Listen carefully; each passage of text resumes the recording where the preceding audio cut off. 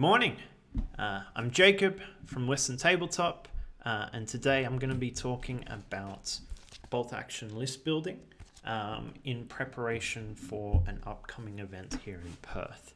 So towards the end of the year, there's going to be the World Championship tournament hosted in the UK, and how Perth is preparing for that in its selection of players of who may represent Australia is that we're going to do a series of events here in Perth that mimic that rule set to see who would be best fitted and who can actually afford to fly over to the UK, being on this side of the world. I'm probably an intermediate player. I'm nowhere near top tier. I have done well in a few recent tournaments, but there are definitely some stronger contenders out there in Perth. And what I've been struggling with for a while is basically how to make Germans competitive. British, Soviets seem to have a bit of an edge when it comes to the list building process outside of the game elements that I've been struggling with. However, I have an interest in history. I have an interest in the armies I collect. And I have a large collection of German models, and I want to use them. I don't necessarily want to collect, build, and paint forces that are meta, I guess. The main thing that I've been struggling with in the last few events is how to deal with Gurkhas. Gurkhas are very strong. They halve the attacks of the enemy unit that's either defending or attacking an assault. So they're very killy when it comes to assaults, and I haven't really been preparing how to combat that in any meaningful way. Typically, my infantry is middle of the pack, which is, how can I describe this?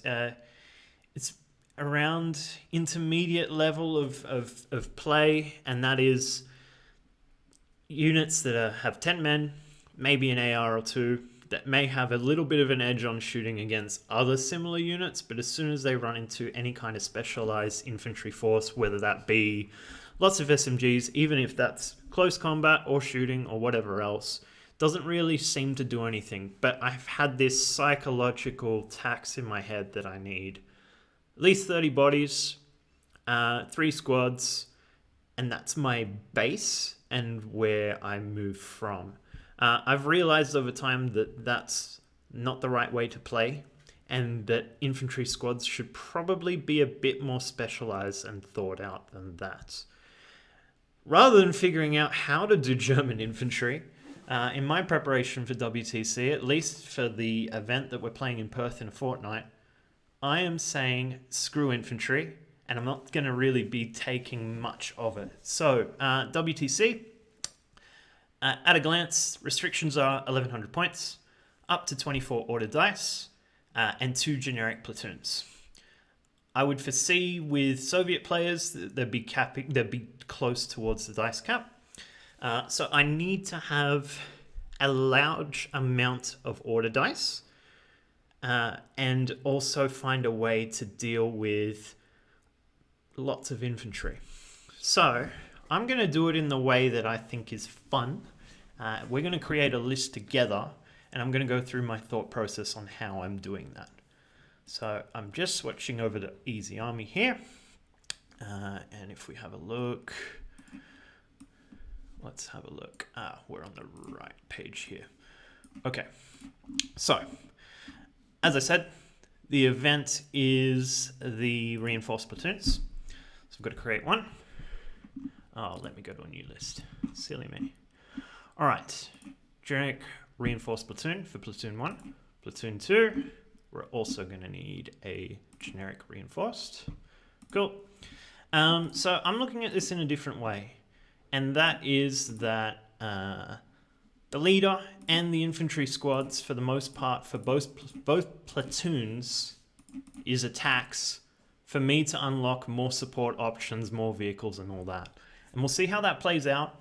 If anyone's done something like this before, please let me know and give me your thoughts, comments on how I can better prepare for competitive Germans. But yeah, not all the time you're going to have availability to do two generic platoons, so this won't be applicable to, I guess, my standard lists.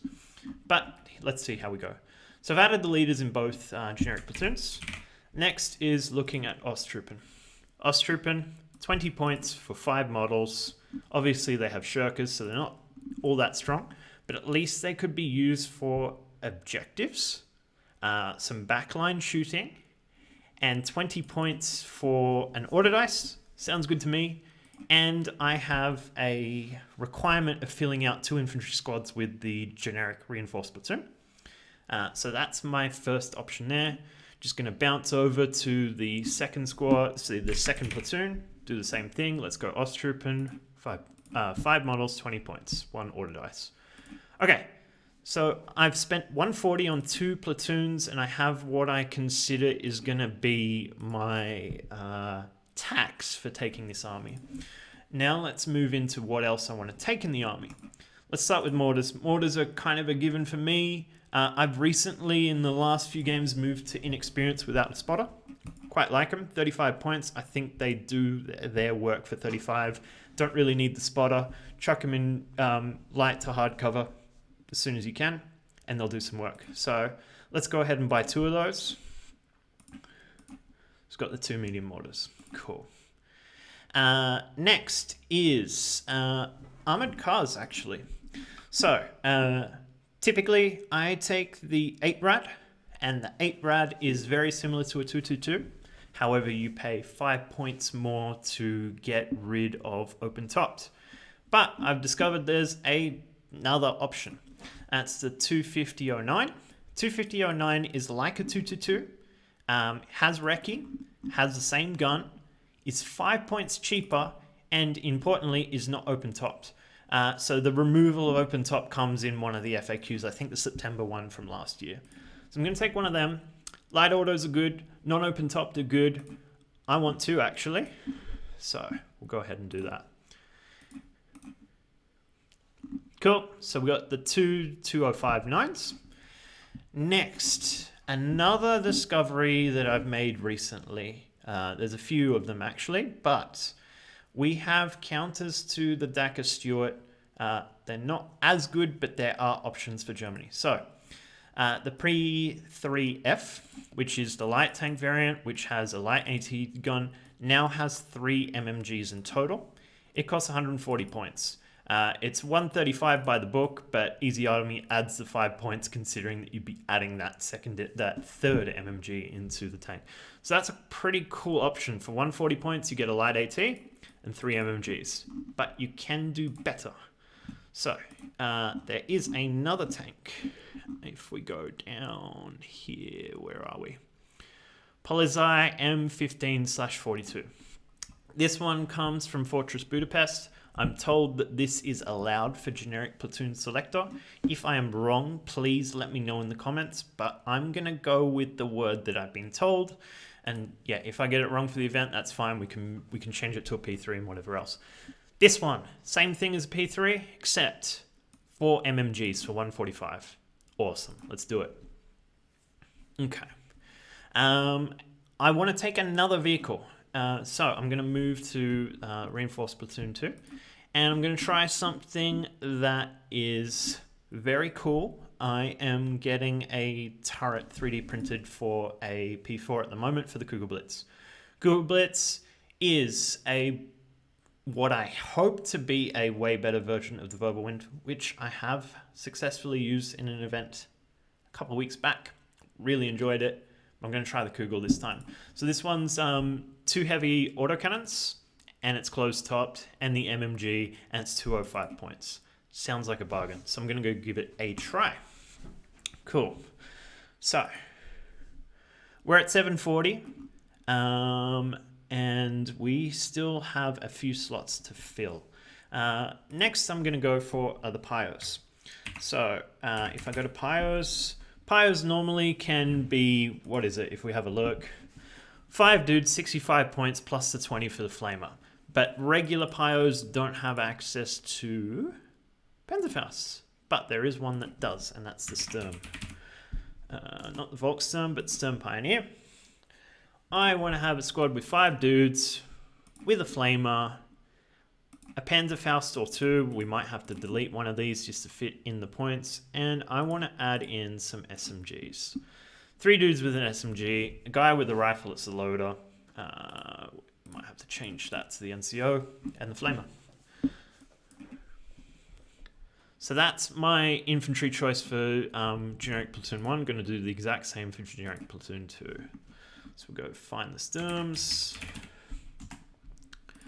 Here we go. NCO, 2 dudes. Give it a flame. Give it 2 PFs. If we need to delete one, that's fine. If I could click. Let's go ahead with that.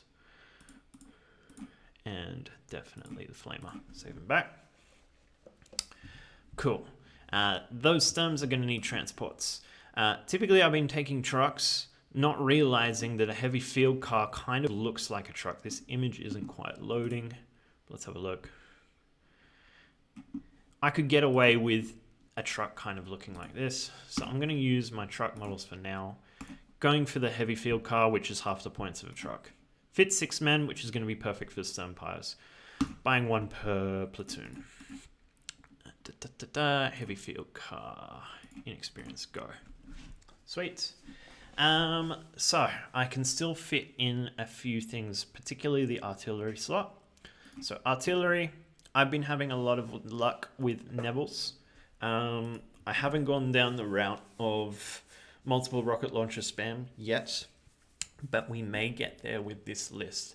So Nebels, I think, are more important to what they can do with the enemy's deployment of infantry and how they react on the table rather than the damage.